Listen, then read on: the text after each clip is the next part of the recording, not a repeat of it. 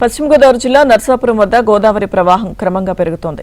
ఎగువ నుంచి వరద రావడంతో వశిష్ఠ తీరాన ఉన్న స్నానాల రేవులన్నీ నీట మునిగాయి. నర్సాపురం సకినేటిపల్లి రేవుల మధ్య పడవల రాకపోకలను అధికారులు నిలిపివేశారు. దీంతో ప్రయాణికులు తీవ్ర ఇబ్బందులు ఎదుర్కొంటున్నారు. చేపల వేటకు వెళ్లొద్దని మత్స్యకారులకు అధికారులు సూచించారు.